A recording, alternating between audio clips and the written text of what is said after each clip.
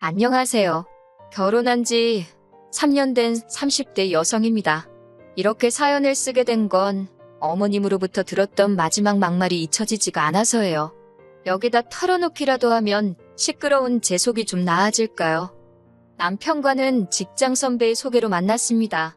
직장 선배와 남편은 같은 대학을 나온 동기라고 들었고요. 제가 워낙 믿고 따르던 직장 선배였기에 이것저것 묻지도 따지지도 않고 나간 자리였지요. 남편에 대해서 이야기해보자면 남편은 서울에서 2시간 거리에 있는 지역에서 나고 자란 사람이에요. 어머님 아버님은 그 지역에서 치킨집을 하시고요. 남편은 어머님 아버님과 같이 살다가 20살이 되던 해 서울에 있는 대학에 합격을 하면서 서울에 올라와 자취를 시작했다고 하대요. 남편에게는 아래로 3살 어린 신우도 있는데 신우랑 제 이야기는 제가 계속하겠지만 처음부터 안 좋은 건 아니었어요. 처음에 신우를 만난 건 남편과 사귄 지 1년쯤 되던 해였습니다. 신우는 원래 고향에서 대학을 나와서 그 지역에 있는 회사를 다녔어요. 그러다 서울에 있는 직장으로 이직을 하면서 서울로 올라온 거지요.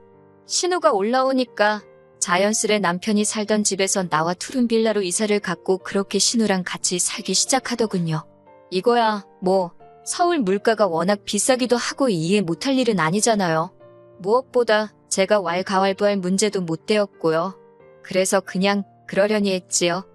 이후로 처음엔 신우랑 친하게는 아니어도 잘 지내보려고 했어요. 남편하고 결혼 이야기도 조금씩 오가고 있었으니 굳이 불편하게 지낼 필요는 없었으니까요. 게다가 신우랑 저랑 나이도 동갑이었거든요. 그래서 서로 선만 잘 지키면 아무런 문제도 없을 줄 알았네요. 그런데 조금씩 성가시다고 느끼게 된 건 언젠가부터 남편과 제가 데이트를 할 때마다 신우가 따라 나오면서예요. 처음엔 서울에 친구도 없고 어쩌고 그래서 그래 뭐 그럴 수도 있지 하고는 같이 다녔지요. 그런데 그 빈도수가 점점 잦아지더니 급기야 한 번은 그날은 남편과 제가 한 번 가려면 1달 전부터 예약을 해야 한다는 일식집에 가던 날이었어요. 그런데 이번에도 신우가 남편을 따라왔더라고요. 그리고는 남편이 변명하듯 신우도 그 맛집에 꼭 가보고 싶다고 해서 어쩔 수가 없었다는 겁니다. 제가 2명밖에 예약을 안 해서 못 들어갈 거라고 하니까 그래도 가서 사정은 해보자고 하는 거예요. 거기서부터 좀 짜증이 났고 솔직히 신우가 어린애도 아닌데 눈치가 없는 건지 남편이랑 저랑 이런 대화를 나누고 있는데도 자긴 아무것도 모른다는 표정으로 뻔뻔하게 서 있는 게 꼴보기 싫대요. 그렇게 어쩔 수 없이 3사람이 일식집으로 향했습니다. 참고로 그 일식집은 시간당 딱 12명만 받는 곳이에요. 종업원이 저희를 보더니 재료도 딱 인원수대로 준비되어 있기 때문에 안 된다고 그러더라고요. 어쩔 수 없어서 제가 그럼 혹시 환불은 되냐니까 그것도 당연히 안 된다 했지요. 그러자 남편이 신우더러 이것 봐라 안 되지 않냐면서 차에서 기다리던지 알아서 하라대요. 그러니까 신우가 갑자기 그 사람들 있는 곳에서 흐느끼며 우는 겁니다. 자기는 서울에 의지할 곳이라곤 오빠랑 저밖에 없는데 저희가 이렇게 나오니까 너무 서운하다나요. 그 황당함은 당해보지 않은 사람이라면 말로 표현이 안 될 거예요. 그래도 다행이라고 해야 할지 남편이 신우 어깨를 잡아 끌어 가게 밖으로 내보내곤 진상 부리지 말라며 네가 어린애냐고 뭐라고 하더라고요. 그리고는 2사람이 무슨 소리를 주고받았는진 몰라도 얼마 지나지 않아 남편이 일식집 안으로 들어왔어요. 그리고 아무 일도 없었다는 듯 저와 함께 식사를 했지요. 얼마 후 식사를 마치고 식당에서 나왔습니다. 그리고 저희는 더 어이없는 상황을 마주하고 말았네요. 신우가 일식집 앞에 멀뚱하게 서 있는 겁니다. 저희를 기다린 건지 아니면 시위라도 하는 건지 너무 창피하고 주변은 모르는 사람들 뿐이었지만 그래도 고개를 못 들겠더라고요. 그러더니 저한테 대뜸 너도 그러는 거 아니랍니다. 말이라도 제가 저 대신 아가씨가 드세요. 그랬어야 한대요. 어이가 없어서 기도 안 차더라고요. 그리고 자기랑 나랑 동갑인데 왜 자꾸야 너 이렇게 부르는 건지 오늘은 한번 짚고 넘어가야겠더군요. 보는 눈들이 느껴져 카페로 자리를 이동했습니다. 제가 먼저 신우더러 나는 당신 오빠랑 사귀는 사이니까 함부로 말 놓지 말라고 호칭도 조심해달라고 했어요. 그러자 너 아직 우리 오빠랑 결혼한 것도 아니잖아 하고는 또 말을 놓더군요. 그래서 결혼한 거 아니어도 지금 그쪽하고 내가 오빠 때문에 알게 된 사이 아니냐. 그러니 조심해달라고 했습니다. 그런데도 신우는 계속 앵무새 마냥 결혼 안 했잖아 소리만 해대더군요. 듣다 못한 제가 남편더러 당신 여동생 귀가 잘 안 들리냐고 한마디 쏘아붙이고는 먼저 카페에서 나와버렸어요. 그날 남편 말로는 제가 카페에서 나가고 난 뒤 신우가 아주 난리도 아니었답니다. 제가 자기를 무시했다면서 오빠가 돼서 어떻게 보고만 있느냐고 남편한테 화풀이를 어지간히 했나봐요. 근데 남편이 중간에서 자기가 이게 무슨 꼴인지 모르겠다고 하소연을 하는데 그건 그거대로 꼴보기가 싫더라고요. 왜 자기 동생 성격이 별나서 그 모양인 걸 나한테 그러는 건지 나더러 그냥 참고 넘어가 주기라도 하라는 뜻인가 싶어서 듣는 것 자체가 불쾌했던 것 같아요. 그래서 남편더러 그런 것도 중간에서 제대로 처신 못할 것 같으면 나랑 결혼은 언감생심 꿈도 꾸지 말라 했습니다. 그러자 남편이 그냥 한 소리라면서 자기는 당연히 제 편이라고 자기가 생각이 짧았다고 미안하다 하대요. 그리고 얼마 뒤 저희는 본격적으로 결혼 준비를 해나가기 시작했습니다. 여기에 관해서도 할 말이 있어요. 남편이 신우와 같이 살고 있었는데 그 집 보증금은 시부모님이 보내주신 얼마와 남편이 모은 돈 얼마로 이루어져 있었거든요. 그러니 남편 입장에선 그 보증금의 일부가 결혼 준비에 필요했지요. 그런데 시부모님께서는 그럴 게 아니라 그 둘이 사는 집에 제가 몸만 들어오면 되지 않겠냐는 식으로 말씀을 하시더래요. 한마디로 신우랑 같이 살라는 거였지요. 성격이 잘 맞는 것도 아니고 서로 사이가 좋은 것도 아닌데 그렇게는 못한다 했습니다. 그러자 어머님 아버님이 그 서울에서 어떻게 여자애 혼자 살라고 하냐고 저더러 괘씸하다 못됐다 말을 막 하시더군요. 참고로 당시 저하고 신우 나이 31, 여자의 소리 들을 나이는 지나도 한참 지났을 때였어요. 그리고 솔직히 전 결혼 엎으려고 했어요. 제가 뭐 남편에 비해 크게 부족한 사람도 아니었고 결혼 전부터 저렇게 막말을 하고 억지를 쓰시는데 결혼을 하면 얼마나 더 심하게 행동하실지 안 봐도 비디오였으니까요. 그런데 다행이라고 해야 할지 남편이 먼저 나서서는 어머님 아버님더러 저한테 말 막 하지 마시라고 화를 내대요. 저도 있는 자리에서 말이에요. 자기는 저 아니면 평생 아무하고도 결혼하지 않을 거라나 어쩐다나. 그래서 뭐 또 유야무야 없던 일이 되었어요. 이후로 신우와 제 사이는 완전히 틀어져서 결혼식 당일까진 말 한마디 제대로 해본 적이 없어요. 그리고 신우는 저희 결혼식에 추기도 안 했습니다. 단 돈 5만 원도요. 그 돈이 아쉬워서가 아니라 신우의 그 마음 씀씀이가 참 좁다 싶어서 실수가 나오대요. 그런데 제 여동생은 결혼 직전 셋이서 식사를 한 자리가 있었는데 거기서 200만 원을 주더라고요. 제 여동생은 저보다 4살이 어려요.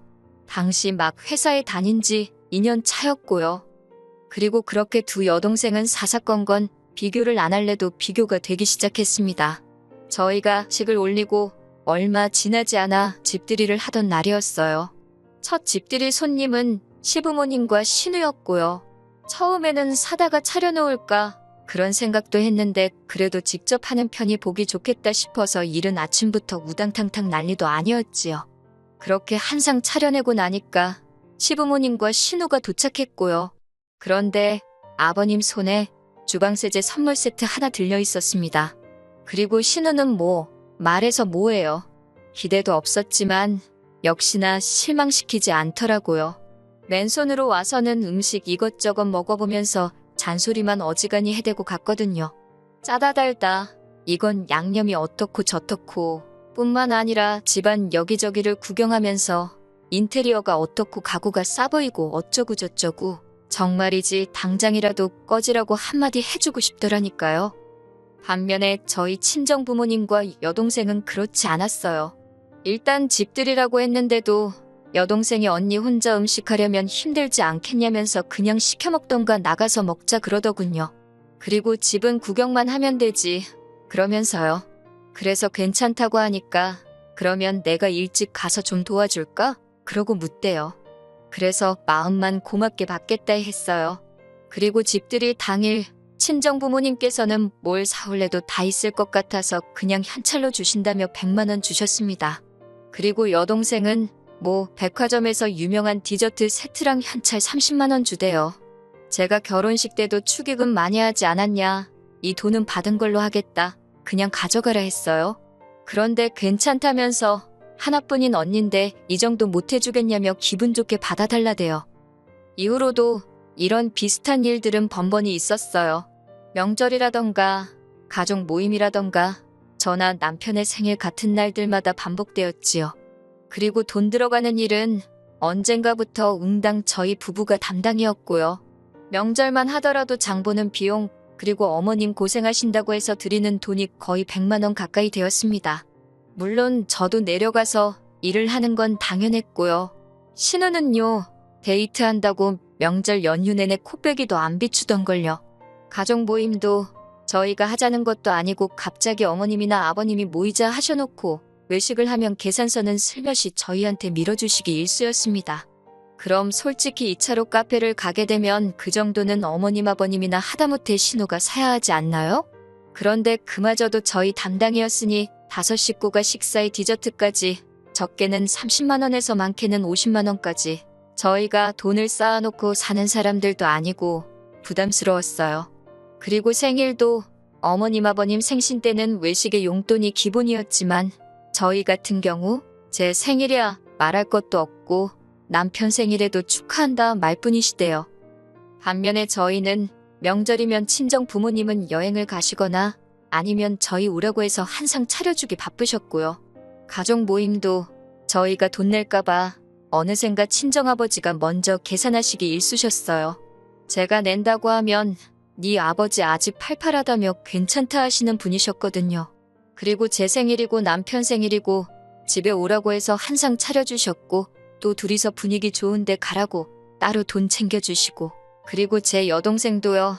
제 생일 선물뿐만 아니라 하나밖에 없는 형부라면 남편 생일도 잊지 않더라고요. 그러다 지난해 여름이었어요. 제 여동생이 좋은 사람을 만나 결혼을 했지요. 그동안 여동생의 마음 씀씀이에 번번이 감동했던지라 언니로서 그 이상 해주고 싶더라고요. 그래서 제가 1,000만 원 해줬어요. 마침 작년 연초에 저희 회사에서 성과급으로 꽤 많은 돈이 나오기도 했고 남편이 선뜻 그러라 해주라고 했거든요. 그리고 얼마 지나지 않아 신우도 시집을 가대요. 집신도 짝이 있다더니 가긴 가는구나 싶어서 제가 다 감개가 무량하더라니까요. 남편이 해줄 필요 없다는 걸 제가 그래도 그건 아니라고 해서 축의금으로는 200만 원을 해줬네요. 그런데 지난 1월 신우가 어디서 뭘 어떻게 듣고 알았는지 저한테 전화를 해왔더라고요. 제가 전화를 받으니 야, 너 소리를 지르며 그렇게 살지 말랍니다. 어이가 없어서 지금 무슨 소리 하는 거냐니까 네 동생 시집갈 때는 1,000만 원 주고 나는 200만 원 주냐면서 이거나 먹고 떨어지라는 거냐고 악을 쓰는데 황당하더라고요. 저도 당하고만 있을 순 없으니 똑같이 신우더런 네가 나한테 돈 맡겨놨냐고 소리를 질렀어요. 염치가 없어도 유분수지 너는 뭘 얼마나 우리한테 해줬다고 그 돈이 적다고 난리냐고요. 그러면서 치사하고 더러우면 그 200도 도로 가져오라고 했습니다. 그러니까 신우가 말은 못하고 씩씩거리더니 전화를 딱 끊어버리는 거예요. 솔직히 신우랑 싸운 거야. 신경도 안 썼어요. 그 성격이 어디 가냐. 진짜 여전하네 그러고 말았지요. 그런데 그 전화를 끊고 몇 시간도 안 지나서 어머님한테 전화가 왔습니다. 설마 싶어서 받으니 어머님이 대번에 저한테 하시는 말씀이 신우 말이 사실이냐고 네 동생한텐 1,000만 원 해주고 신우한테는 200만 원 먹고 떨어지라 그랬냐는 거예요.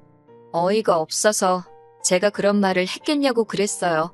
다만 친정 여동생에게는 결혼 때부터 받는 게 많아서 언니로서 좀 더 넉넉히 돌려줬고 신우에게는 받은 게 없어서 친정 여동생만큼은 못해줬다 했지요. 그러자 어머님께서 아무리 그래도 그렇지 사람이 기분이라는 게 있는데 그러면 어쩌냐입니다. 그러면서 저더러 네가 신우한테 윗사람인데 윗사람답게 행동을 했어야 하는 거 아니냐고요. 그래서 윗사람 대접은 한 번도 받아본 적이 없는데 돈 줄 때만 제가 윗사람인 거냐고 따졌어요. 어머님 아버님도 신우가 저한테 말 걸핏하면 놓고 야, 너 하는 거 옆에서 보셔도 뭐라고 한번 하신 적 없으면서 이제 와서 윗사람이니 어쩌니 하시는 거 이상하지 않냐고요. 그리고 그 전화를 옆에서 듣고 있던 남편이 저더러 스피커폰으로 돌리라 하더니 어머님더러 억지 좀 쓰지 마시라고 화를 내대요. 그 1,000만 원, 이 사람이 번 돈으로 준 거고 오히려 그 200은 내가 주지 말자는 걸 이 사람이 우겨서 준 건데 알지도 못하고 왜 그러시냐면서. 그러니까 어머님이 사람이 그렇게 계산적으로 살면 못 산다고 손해보듯 살아야 잘 사는 거라면서 마음씨 좀 고쳐먹으라고 저희한테 소리를 지르시는 거예요. 그러면서 저더러 네가 남매 사이 다 갈라놨다고 처음에 신우랑 셋이 살라는데 싫다 결혼 못한다 할 때부터 마음에 안 들었답니다. 그러자 남편이 어머님더러 쓸데없는 소리 하지 말라며 전화를 쾅 끊어버리대요. 전화를 끊고 난 후 한동안 정신이 나간 것처럼 멍하더라고요. 그래도 그동안 제 딴엔 어머님 아버님한테는 잘한다고 해온 것 같은데 당신들 딸 경우 없는 건 생각도 못하시고 저한테 퍼부으시니 어이가 없었다고 해야 할까요? 제가 남편에게 당분간은 어머님 아버님은 못 볼 것 같다 했습니다. 그러자 남편도 자기가 할 말이 없다며 저 편할 대로 하래요. 제 앞에서 얼굴을 못 들겠다면서요. 이후로 매달 보내드리던 용돈과 생활비를 끊었습니다. 그리고는 지난 설에도 아버님 생신 때도 시댁에 안 내려갔어요. 돈도 당연히 안 보냈고요. 어머님 아버님이 그동안 마음에도 안 드는 저를 그렇게 찾아대신 건 다 돈 때문이었다 생각하니 돈을 안 드리는 것 말고는 달리 떠오르는 방법이 없었거든요. 그러자 저한테 문자로 하시는 말씀이 자식 새끼가 돼가지고 늙은 부모 상대로 치사하게 돈 가지고 그러는 거 아니랍니다. 답장도 안 했어요. 저를 자식으로 생각이나 하셨던 건지 믿을 수가 있어야 말이지요. 아무리 팔이 안으로 굽는다지만 이번 일로 어머님께 정말 크게 실망을 했어요. 남편이 일단은 제 편이라서 당장 이혼은 안 하겠지만 남편이 태도를 바꾸진 않을지 모르겠네요. 어머님하고 다시 볼 날이 올지도 모르겠고요. 솔직히 어머님 아버님하고 안 보고 산다고 해도 전 손해볼 게 없거든요. 오히려 편하기만 하지요 뭐. 그래도 이렇게 속에 있던 이야기를 털어내고 나니 후련하네요. 다가오는 어버이날에는 친정 부모님 모시고 여행이라도 다녀와야겠습니다.